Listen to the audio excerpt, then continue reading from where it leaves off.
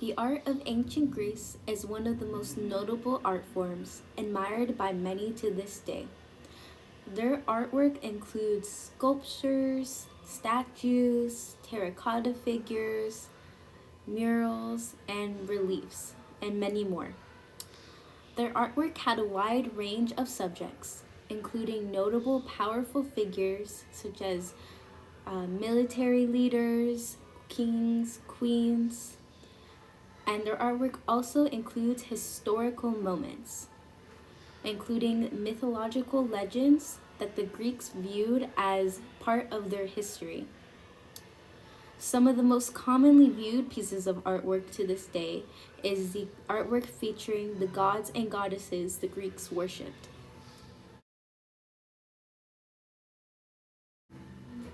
These gods and goddesses were often depicted as beautiful and powerful, and any artwork featuring them usually depicted either them by themselves or them interacting in the mythological stories that surrounded them.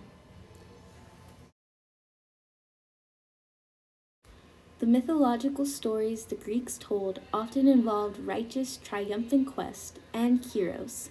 For example, the Trojan War hero Odysseus, featured in Homer's The Iliad and the Odyssey.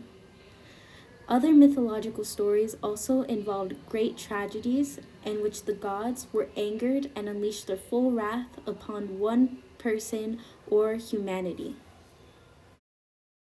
Stories like these often served as cautionary tales. They would use the person in question that was being cursed by the gods as sort of like a lesson against immoral beliefs like hubris, for example. These stories also served as an example of how much power the Greeks believed their gods held, that just one action could directly impact and greatly impact a person's life forever. Unfortunately, most of the victims of these tragedies were often women who were often at the mercy of the vengeful gods for reasons that were completely out of their control.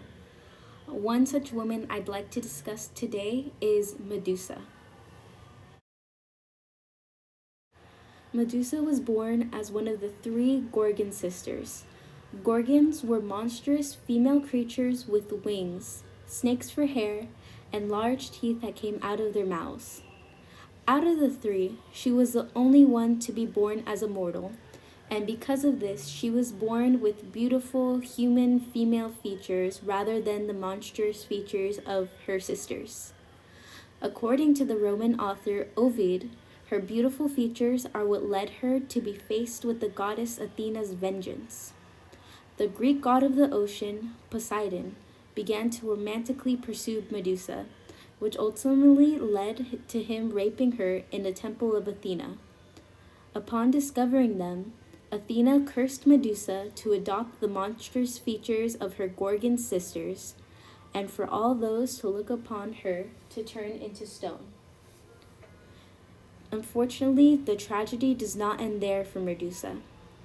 Perseus, a Greek hero, is sent off on a quest to bring back the head of Medusa for a king.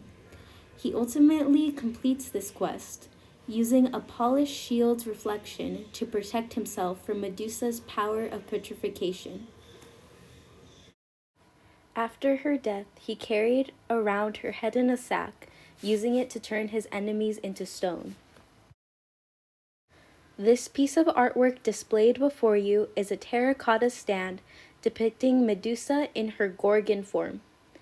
It is currently on display at the Met Fifth Avenue Museum.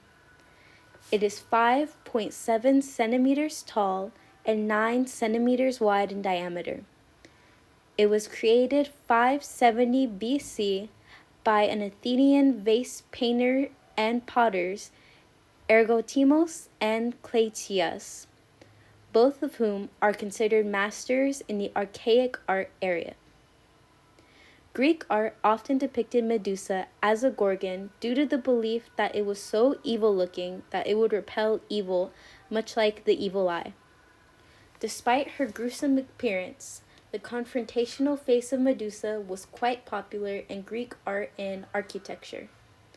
Gorgon faces were painted in terracotta objects, at the bottom of cups, and other ceramic pieces such as vases. Over time, Medusa's Gorgon face began to evolve in artwork. By the 4th to 5th century BC, she is depicted as more feminine and beautiful, rather than her traditionally frightening appearance. This can be attributed due to the emergence of the classical style in Greek art, which emphasized on beauty.